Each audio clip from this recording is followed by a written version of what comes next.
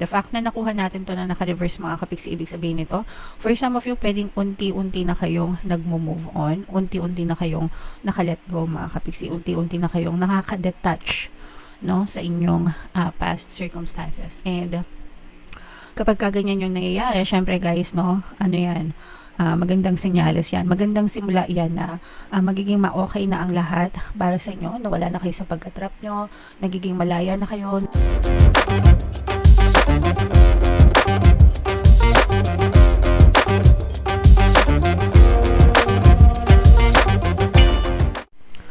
Hello guys, hello Scorpio, welcome back to Pinay Pixie Tarot. Ang pamagat ng episode natin for tonight is OOTM, Oracle of the Month.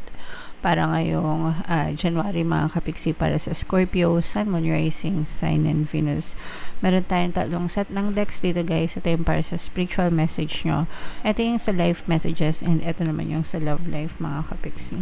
So, unahin natin tong spiritual message for you guys. Kung ano na lang yung makaresonate guys, take that message no, kasi hindi naman lahat ng mensahe ay magre-resonate sa inyo.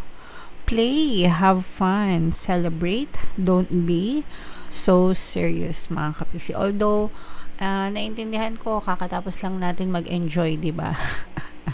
Dahil dun sa holiday season, kakatapos lang natin ng mga Christmas party, mga year-end parties, mga family reunion, celebration kasama ng family, ng loved ones, ng mga friends. So, okay lang yan guys, no? Kasi paminsan-minsan lang naman. And this is a reminder na wag nyong i-deprive yung sarili nyo mga kapisi ng fun and happiness na deserve nyo rin naman sa buhay. Okay? Of course, gusto natin yung pagiging responsible. Syempre, pagka seryoso tayo sa buhay natin, sa mga obligasyon natin, di ba? But, wag din natin kalimutan mga kapiksi na magsaya, bigyan ng time yung sarili natin para makapagpahinga, para makapag-enjoy in any form. Mga kapiksi, kasi kailangan natin yun para ma-recharge yung energy natin, para we feel good, para alam mo yun, hindi tayo masyadong malunod, no, sa mga negative na emotions sa buhay natin mga kapiksi. So, paminsan-minsan gawin nyo yan, mag-enjoy kayo, have fun, celebrate. Unang-una, deserve nyo yan mga kapiksi, no, dahil sa pagiging masikap and masipag nyo sa buhay. Guys, pangalawa, kailangan talaga yan, no, may healing nakasama yan guys, diba? Sabi nga dun sa di ko alam kung napanood nyo yung Smile Code na Chinese drama, available siya sa View mga kapiksi. Sabi ni Guyi doon, si Guyi kasi ay isang comedian, no, stand-up comedian. So sabi niya doon, laughter is the best pain reliever in life. Which is tama naman, di ba? Paminsan-minsan talaga kailangan natin tumawa. Yung tawa, yung pagtawa, yung tawa, yun talaga yung pinaka the best pain reliever natin para mawala yung mga emotional pain natin, di ba? So, in any way, para maging masaya kayo mga kapiksi, have fun. Okay? Alright, so comment down below, guys, if feeling nyo para sa inyo yung message na yan. Tingnan naman natin yung life message for you. Shuffle natin to guys. Habang sinashuffle ko to, panoorin nyo muna yung video natin regarding sa ating paano mag-manifest ng abundance video course. Kapiksi, sawa ka na ba sa mga struggles at hirap sa buhay mo? Masipag ka ba at masikap sa buhay ngunit hindi ka pa rin umaasenso? Ilang beses ka na bang nag-attempt mag-negosyo at mag-invest pero palagi ka pa rin nalulugi? Sa pagkakataon na ito ay maaaring may subconscious beliefs ka na nagiging balakid sa iyong pag-unlad at pagyaman.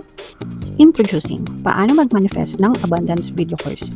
Dito ay matututunan mong ma-overcome ang mga balakid mo para tuluyan ka ng umunlad, umasenso, sumagana, maging matagumpay, successful at maswerte sa iyong kabuhayan, pera, trabaho, negosyo, salapi at kaperahan ng bonggang-bongga.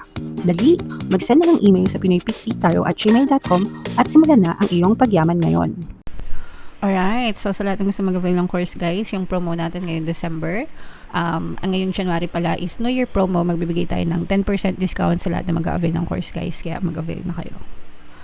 And napakaganda guys ng inyong life messages. We have Caught in the Ruins in reverse at saka itong describe. So pagka naka-upright, ganito yung itsura niya, no? Nakakulong sa loob ng preso or kulungan. Ibig sabihin nito guys, parang you are trapped, no? You are trapped sa mga past experiences nyo, sa mga negative na nakaraan nyo mga kapiksi, and hindi pa kayo naka-move on. The fact na nakuha natin to na naka-reverse mga kapiksi, ibig sabihin nito, for some of you, pwedeng unti-unti na kayong nag-move on, unti-unti na kayong naka-let go mga kapiksi, unti-unti na kayong nakaka-detach, no, sa inyong past circumstances. And kapag kaganyan yung nangyayari, syempre guys, no, ano yan, magandang senyales yan, magandang simula yan na magiging ma-okay na ang lahat para sa inyo, na wala na kayo sa pagkatrap nyo,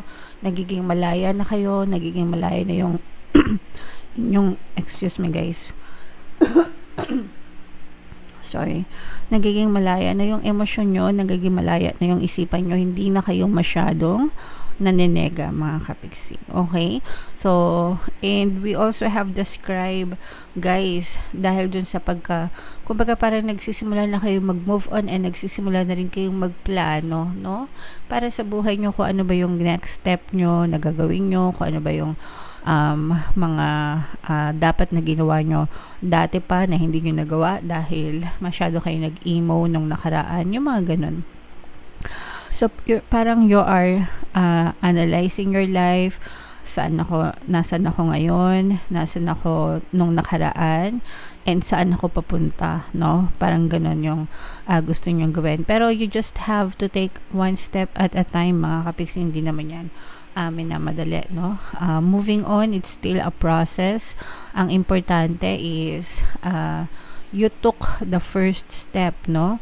Ikaw mismo nagkusa na i-take yung first step para maka-move on ka, maka-let go ka. So, focus on yourself mga kapiksi, and focus on your life. Mag-aral, mag-invest sa sarili kung gusto mo, kasi nakikita natin na yun yung ginagawa nyo.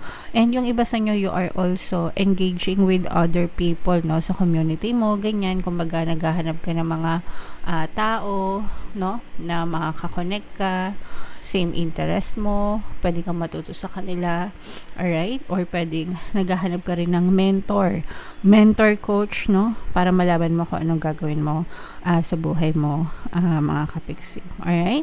So, napakaganda guys. Scorpio, simula na yan ng pag-move on mo, simula na yan ng pagiging malaya mo. So, keep up the good work, ituloy-tuloy mo lang. Malalampasan mo din yan, mga kapiksi. Alright? Now, up next naman is yung sa love life natin, guys. Tingnan naman natin yung ganap sa love life nyo.